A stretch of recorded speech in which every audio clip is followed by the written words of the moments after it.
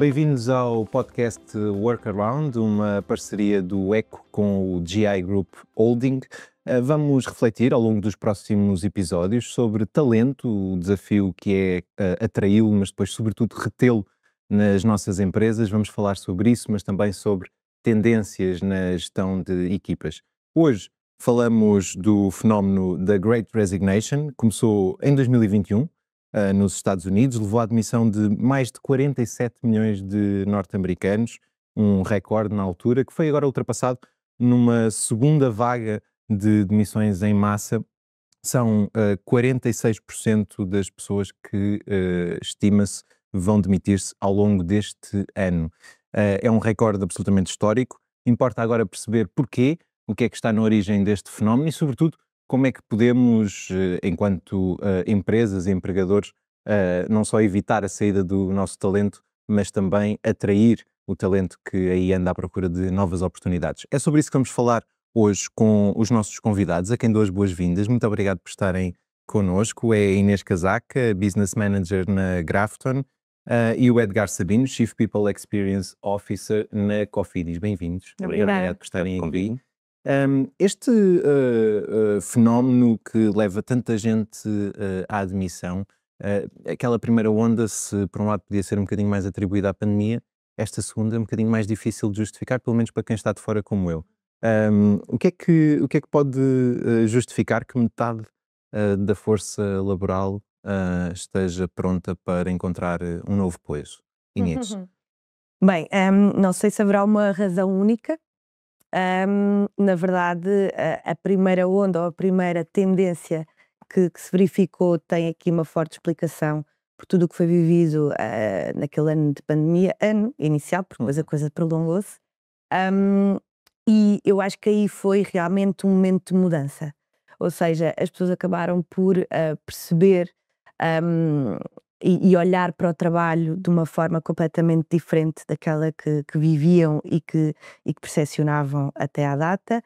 A vida acabou por mudar, não só a nível profissional, mas de uma forma muito, muito drástica globalmente, e essa tendência manteve-se e tem vindo a crescer numa lógica de as pessoas valorizarem nesta fase alguns aspectos que anteriormente não tinham aqui um impacto tão grande no momento da decisão na mudança profissional.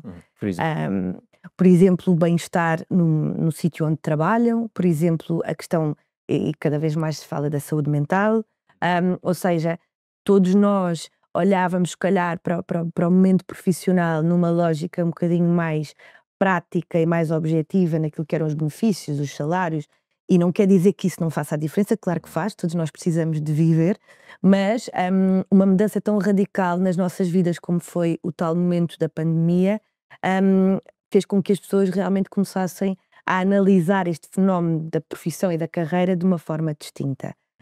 E portanto, e agora, este ano, estes dados que temos mais recentes, eu acho que acaba por ser uma consequência daquilo que se tem vindo a passar. Claro que há outros fenómenos que também podemos aqui colocar nesta equação, a questão política, a forma como o próprio mundo do trabalho teve que se adaptar a todas as mudanças governamentais e mundiais que impactam também com a vida de todos nós em algum momento, e portanto as pessoas realmente valorizam coisas diferentes neste momento, aspectos distintos, e não têm... A questão da mudança é vista com muita normalidade hoje em dia, mas é uma mudança ponderada e uma mudança exigente. Não é o mudar por mudar. Cada vez mais notamos que há muito critério na mudança. Quer dizer, sempre um propósito também até para essa mudança. Edgar, não só ouvi-lo também um bocadinho sobre aquilo que pode ajudar a justificar esta onda de demissões, mas também perceber qual é que é o papel da liderança aqui para tentar evitar que isto aconteça. Sim, isso é um bom ponto. Eu concordo em absoluto com aquilo que a Inês introduziu, mas eu juntava aqui dois pontos adicionais: a questão da liderança e a questão do propósito, do impacto social que hoje muitos jovens e muitos profissionais procuram.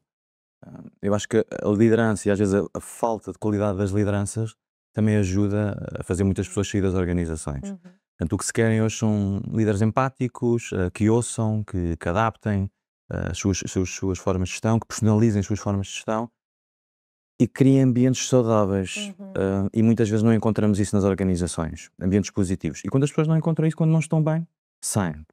Depois a questão do propósito. Hoje em dia os profissionais querem trabalhar numa empresa que vende serviços, produtos, etc., mas que tenha uma pegada social, que tenha um impacto social.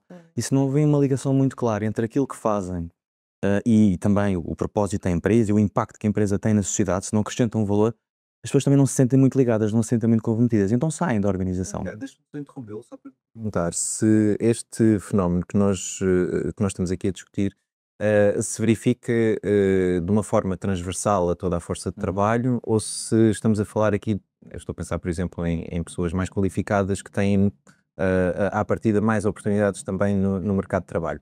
É possível fazer essa distinção ou, Sim, ou não? eu acho que de uma forma global isto é um fenómeno que abrange vários layers digamos, dos profissionais.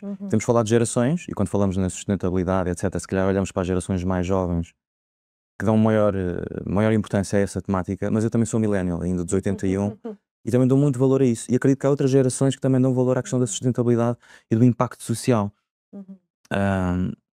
Sobre as idades, ou sobre... Qual era a pergunta, desculpe? Perguntava se é um fenómeno que vemos transversalmente em todo o tipo de profissões, Certo. ou se mais nos mais qualificados que têm mais oportunidades à partida no mercado de trabalho. Vou aqui teorizar um bocado. Se calhar profissionais mais, digamos, mais preparados, mais elaborados, tentem olhar ou vão à procura de outras coisas nas organizações, essa temática mais do propósito, do impacto, como é que eu posso fazer a diferença. Se calhar profissionais que estão ou que operam num mercado mais standard, procuram outras coisas nas organizações. Se calhar melhor salário, mais flexibilidade. Não está lá na mesma. Não é? Sim, no fundo é isso que está a dizer. Exatamente, são razões diferentes, Provavelmente mas teorizando aqui, dando a minha opinião assim de uma forma global. Muito bem. Isto tem um custo para as empresas perder esta força de trabalho. Sabemos que cada vez mais os processos de recrutamento são difíceis, o processo de onboarding também, e requer também da parte das empresas um investimento, não só em tempo, mas também em recursos.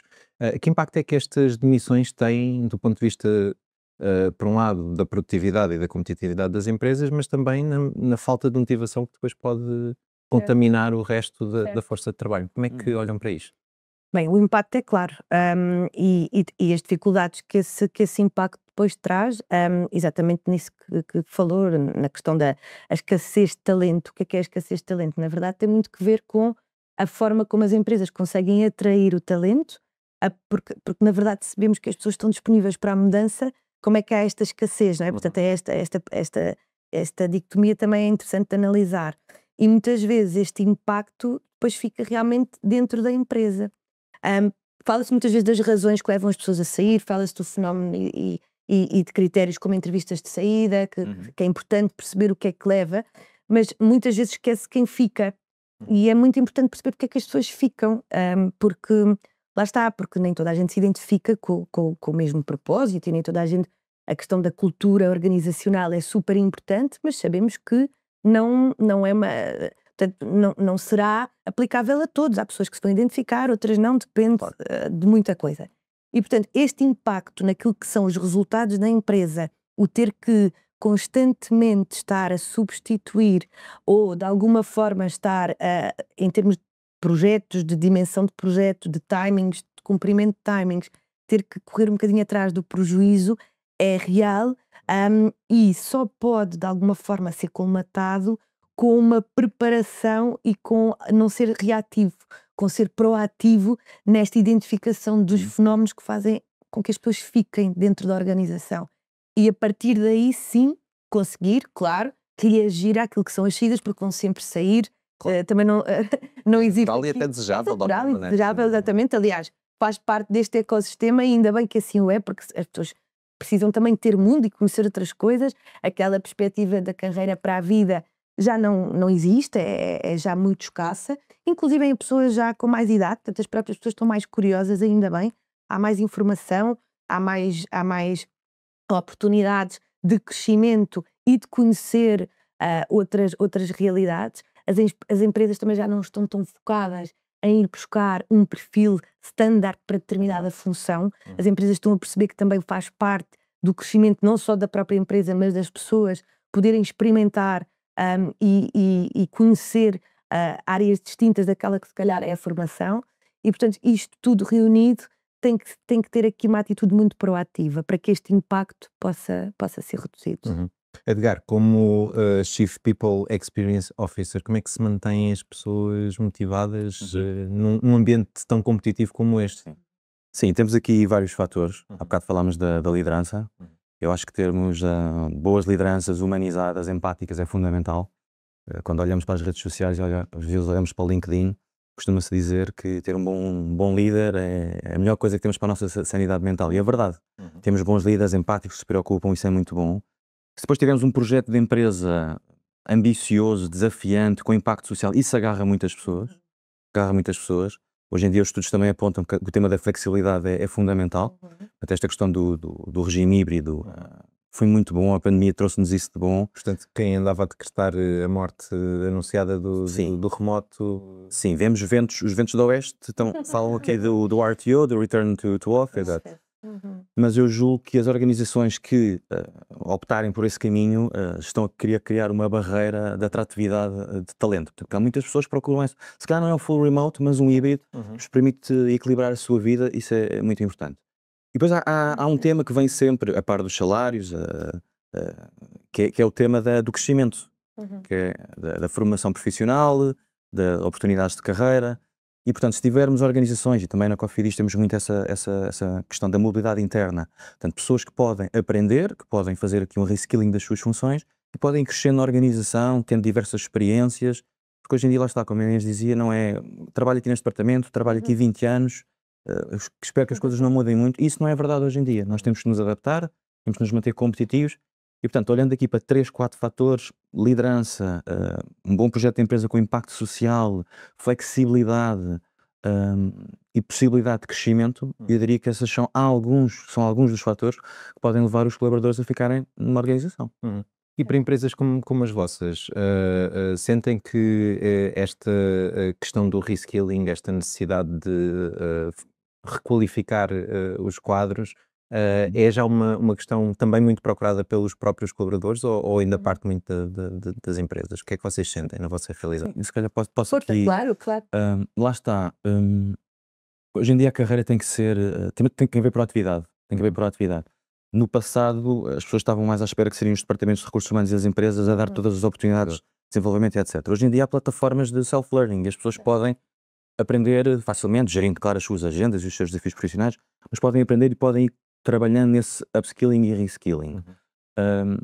Aqui no nosso caso, nós somos uma empresa de pessoas para pessoas, essa é a nossa assinatura, mas também temos um negócio bastante digital e, portanto, também temos que continuar a apostar no desenvolvimento destas competências das nossas pessoas, sem esquecer a vertente humana, a vertente da comunicação, a vertente da empatia, que são fundamentais no nosso negócio.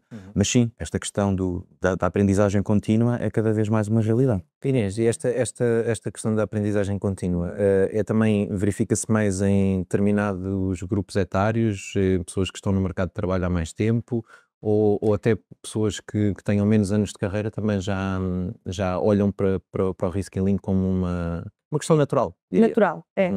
Eu acho que é esse o conceito.